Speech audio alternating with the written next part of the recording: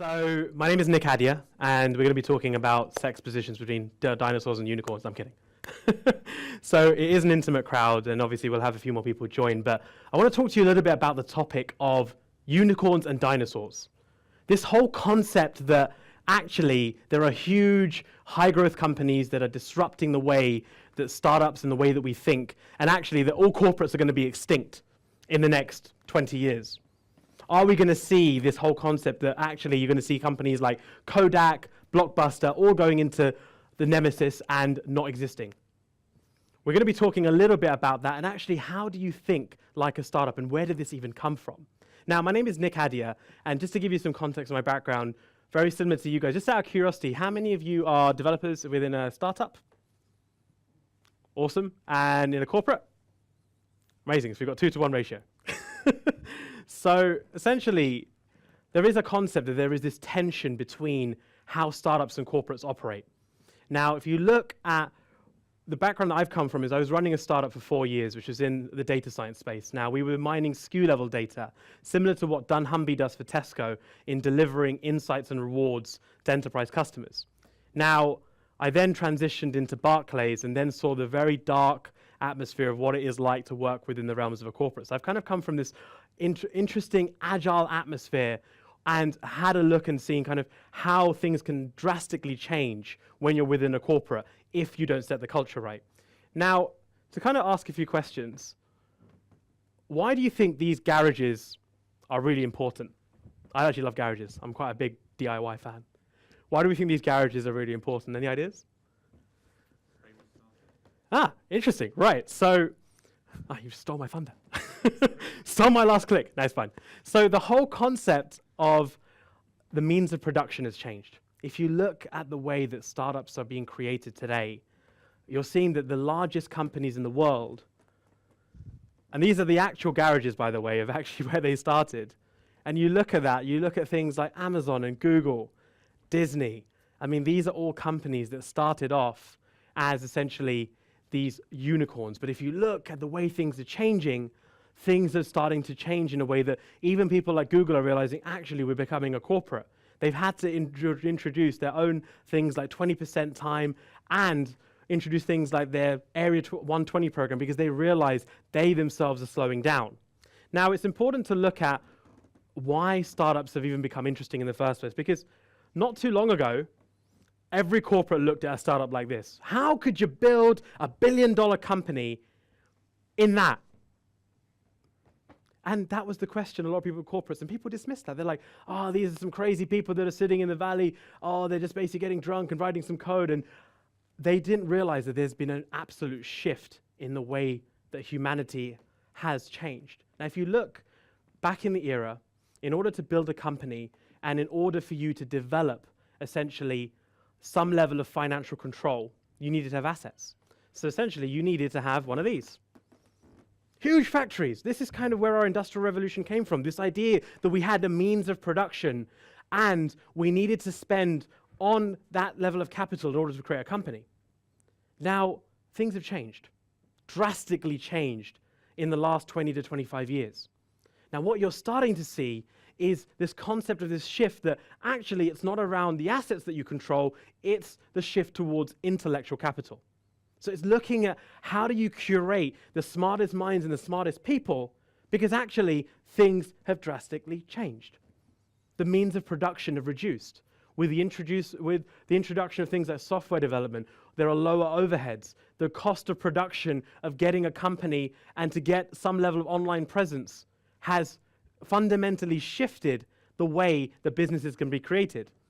The cost of user acquisition has also changed. It isn't the case that you have to beat down multiple doors across different geographies when actually you can reach your customers with marketing through a few clicks. That has fundamentally shifted the way that companies are being created. Now, why do we think that number is important? It's quite a surprising statistic. Any guesses?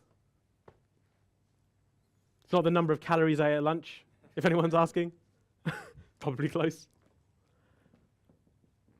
So that is the number of technology exits that happened just last year. Now that's insane that there was 3,358 technology exits in 1 year. 98 of those were IPOs. And here's the really interesting, this is where it gets really interesting, is look at where they actually exited. They did not even raise that much money to get to a point where they were actually delivering some level of value that was interesting for a corporate or for an acquirer.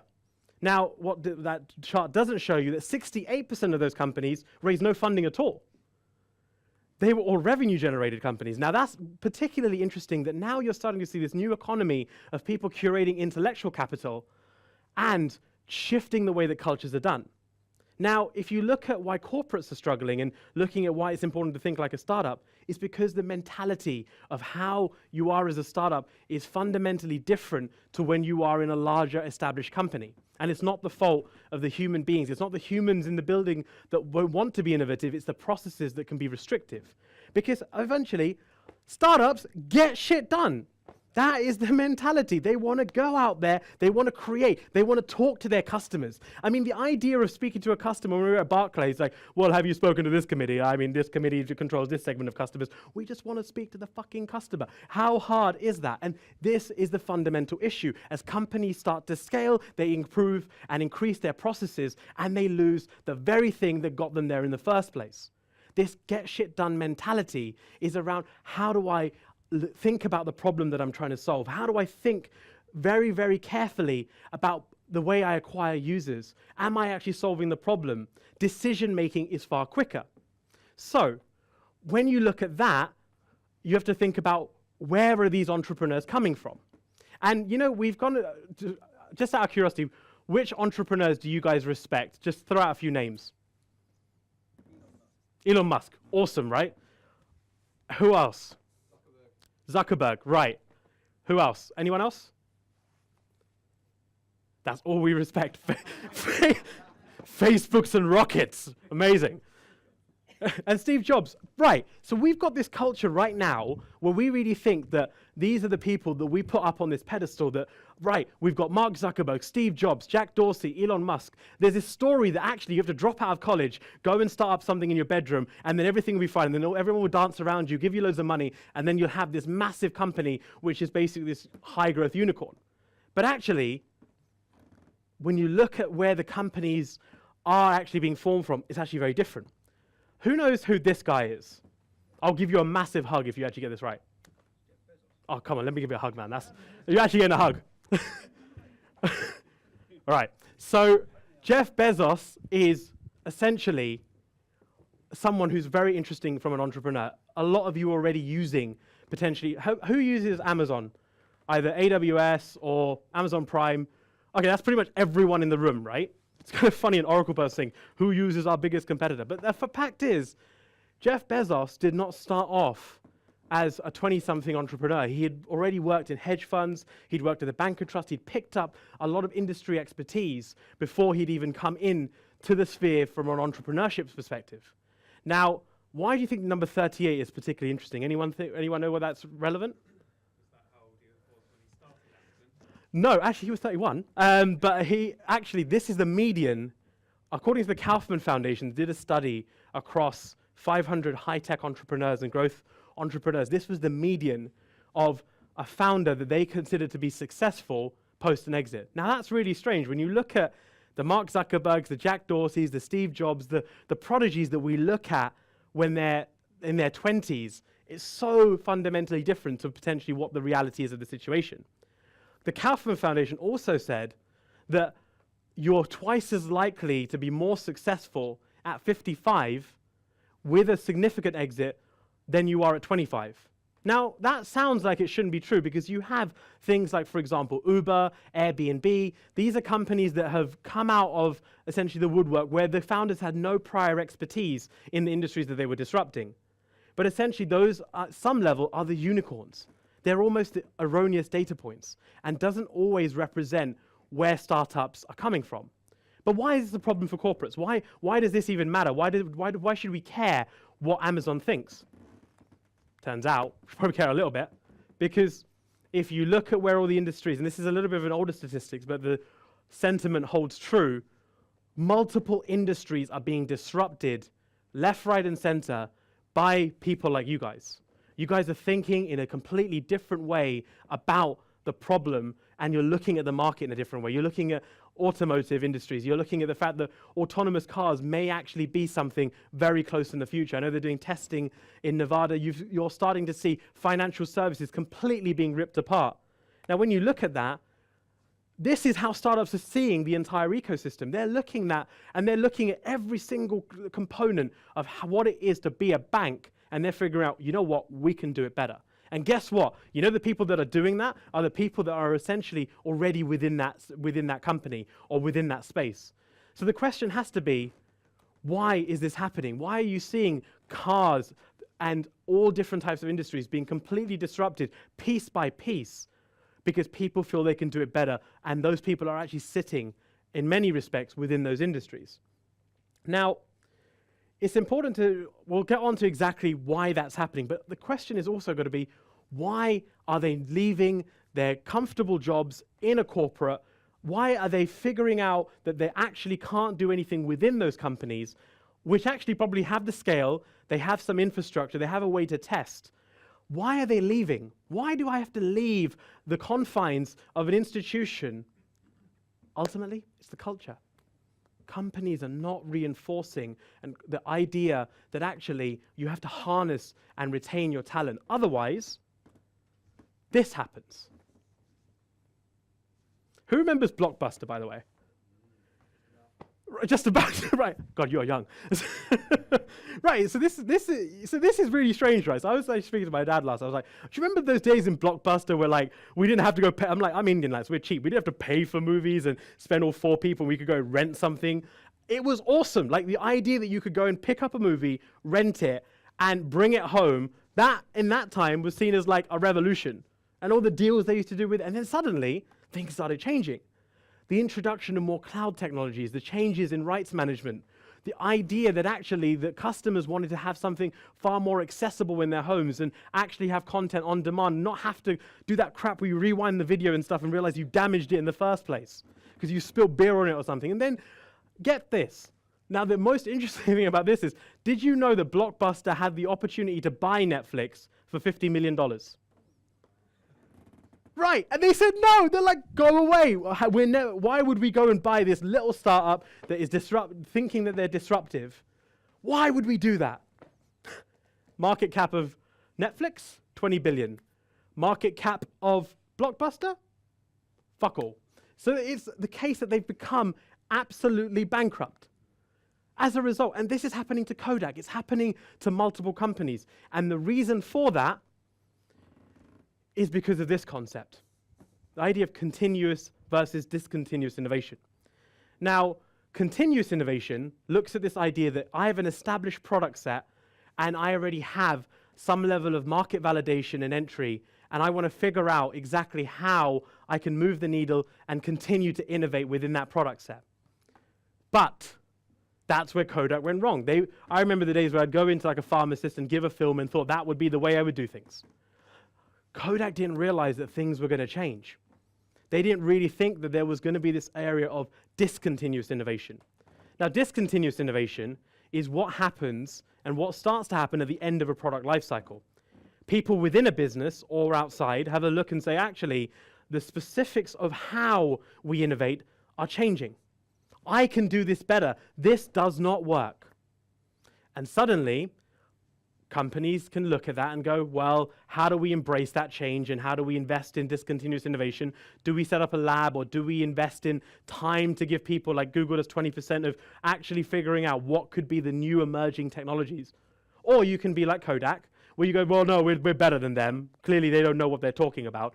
But discontinuous innovation is continuing to happen. Startups are still figuring things out. And what happens when they start getting an ecosystem around them? You're starting to see VCs now investing in these spaces. You're seeing accelerators coming left, right, and center. Suddenly, they find product market fit and bang, game over. Because now you're starting to see accelerated growth. And it becomes a really difficult challenge for any corporate at that point to catch up. And then it becomes a case of, if you do not disrupt your own industry and your own company, you're going to be disrupted.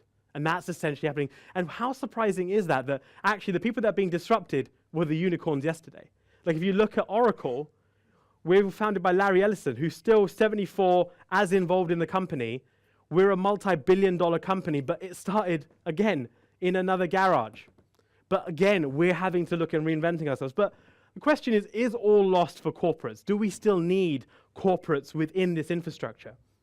My honest opinion is yes, but it has to be the right corporate and it has to be the right environment, because the dinosaurs of this era need to find their unicorns again, to figure out how they can support the ecosystem, the developers, the engineers, the startups in the ecosystem, by giving them the ability to scale, to give them the ability to have that environment where they're able to access customers and actually co-create.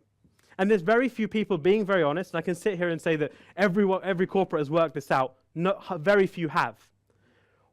Now, there is one corporate that has worked this out, and it's really interesting. Does anyone know who this guy is? This is even harder. No, actually it isn't.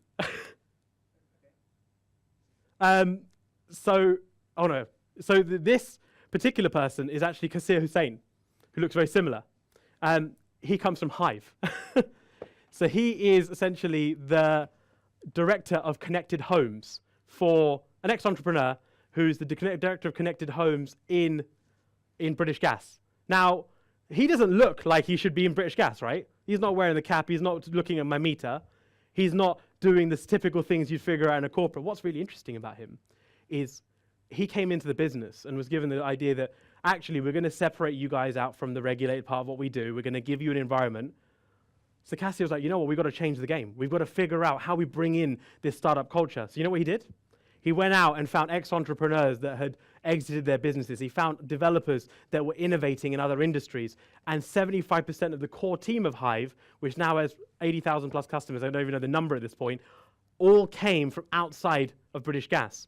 They combined that with the 25% of people that they found to be the rock stars within British Gas to create their own startup within. And you probably could say, I mean, I use Nest, that's just me being honest, but like Hive has still been very successful in the industry in combining open innovation with the ingenuity of startup talent.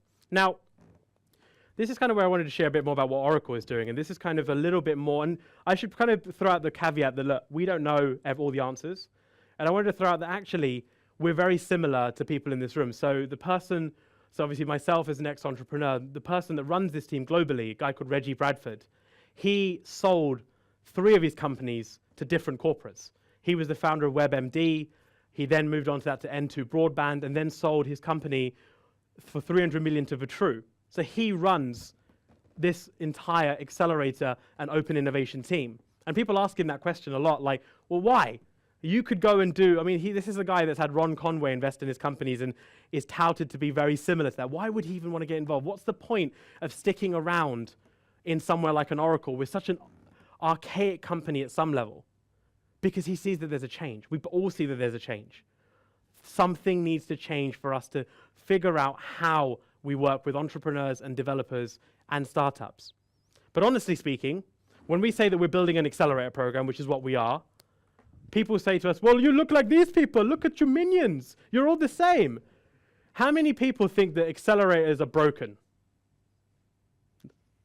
Only me. Oh, there's quite a few people, right. So, and the point is, the model is broken.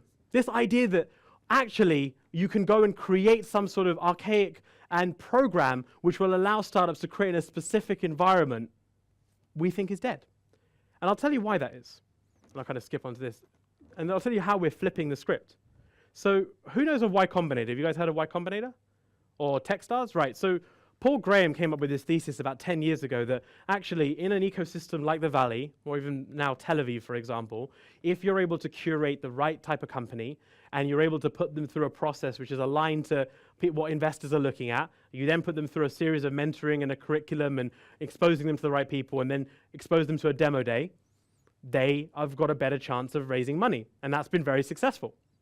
You've seen companies like Airbnb and Dropbox that have come out of these type of initiatives. But the point is, the KPI for those particular accelerators is increased valuation. Now, the issue is with corporates, when essentially we look at the metric, and I'll give you a live example. So, and Hazel and my team, we were both in Barclays, and we were building out an accelerator program, and we did this for about 2.5 years. To then get questioned, well, Nick, it's great that you guys have created all these amazing companies, but why do we care? How does that help Barclays? And it's because, honestly speaking, corporates need to understand that we have to be more transparent and honest with entrepreneurs. We will get into, and actually the biggest reason corporate accelerators are unsuccessful is because they fail to build trust.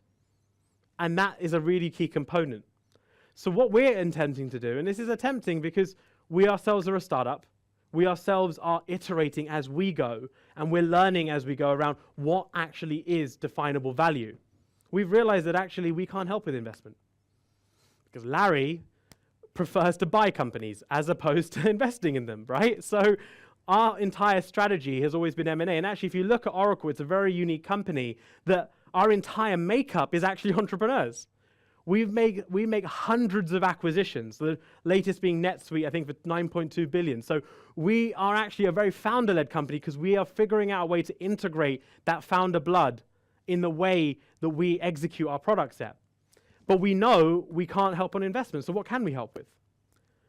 We've worked out that there's 2 elements which we wanted to share a little bit today around where we can help. And if you're in a startup in the audience or you're a developer, there are 2 areas where we can help you. And these are the 2 main areas. The first is when I was building my company, the biggest thing that I found was really difficult was actually getting into customers. Really, really tough. Getting into customers, getting through the door, understanding deal flow, cycle, and process, especially as a B2B company, is actually a really, really difficult thing to be able to do. One thing that Oracle has, and something we're working on, is we have 420,000 enterprise customers, which is a significant amount of companies. Now, what we are looking at is how do we get the startups and their engineering teams and their products into the room with the right customers?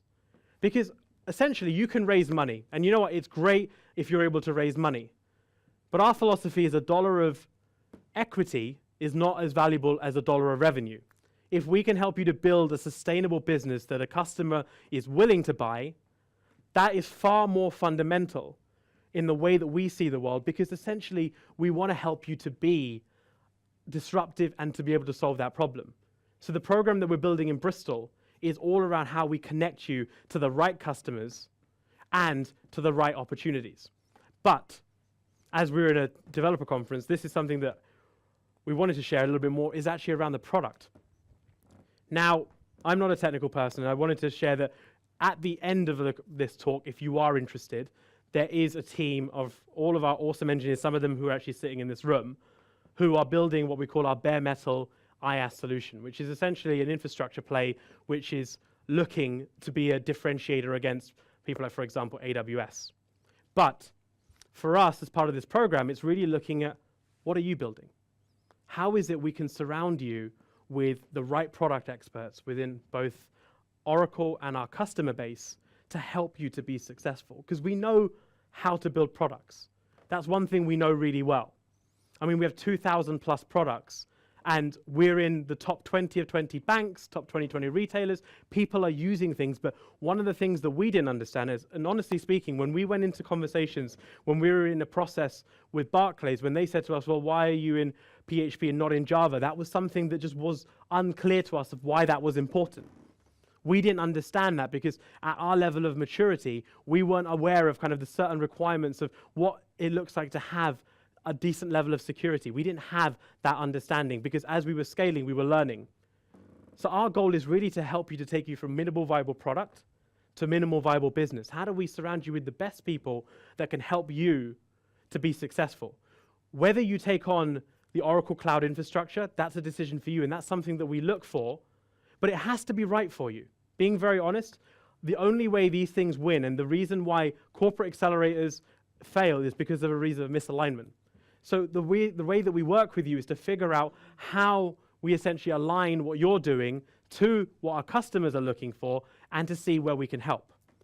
Now, the other part of that is building teams. A big part of building a company, and this is something that I learned the hard way in some respects, is actually building, and to be entirely honest, I mean, one of my startups had a huge co-founder conflict, and it ended up disintegrating, and that was startup number 3. And it was a very, very difficult experience for us to go through as a company, because essentially we were doing well, we had a lot of traction, but because of the underlying issues between my co-founder and I, we weren't able to scale our business and take it to the level it should have been. And a lot of that could have been resolved had we picked the right team in the first place and understood the chemistry. So one of the things we really look at is, how do we help you guys to build great engineering teams, great product teams, people who can take your business to the next level? And the last thing I'll end with is storytelling. The amount of times that I see people that have got incredible technology, they've got great products, but they don't know how to tell the story or connect to the customer, is surprising. And it's a really big problem. Like, I've been sitting in many conferences like this where I'm like, wow, what you're saying is absolutely insane. And I really love the content, but wow, I really just can't connect to this because I can't connect to the story behind it. People who, and it's kind of like, I'll give you a good example. The reason why storytelling is so important, when you have, who's got, any parents in the room, just out of curiosity? When you, for example, what's your name, sir? Ed. Hi. So when you've got a son, daughter? Two sons. And when they were growing up, did you read them stories when they were little? Yeah, until they started reading themselves. Right. So, and there's a really, and why did you tell them stories, Ed? What was the reason for telling them stories? It was,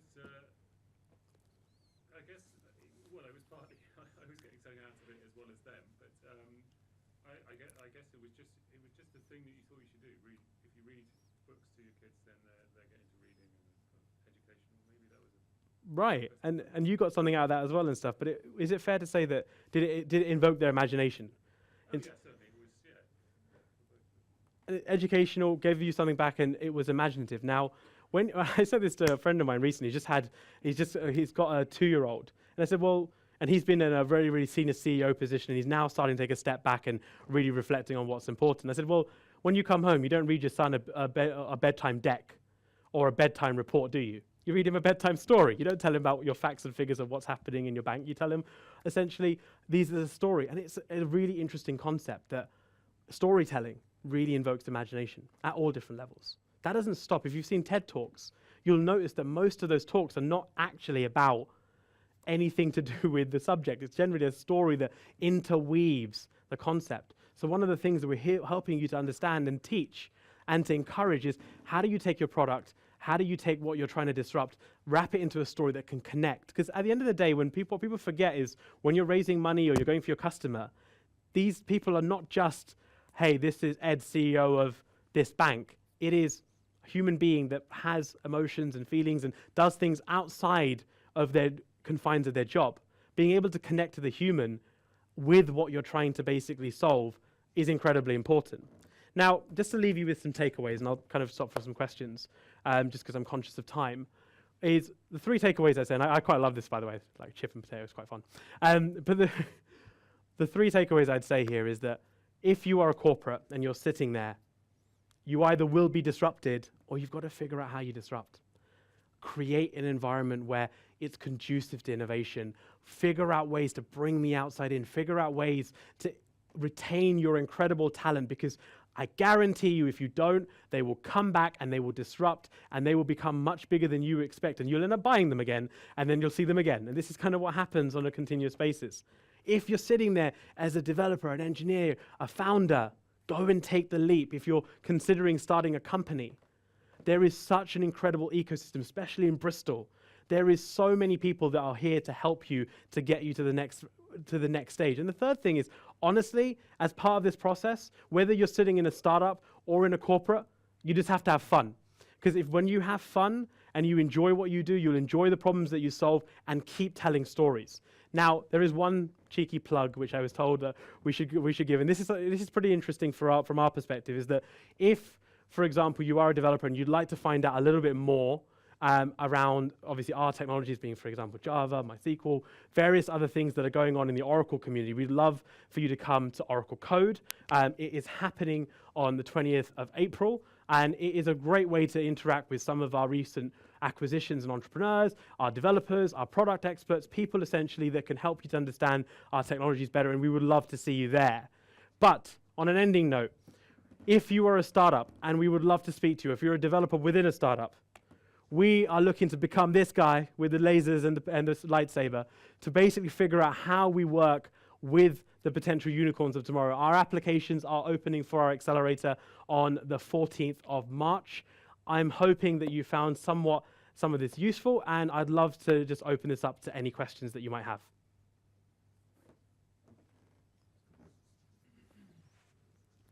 Any questions? From What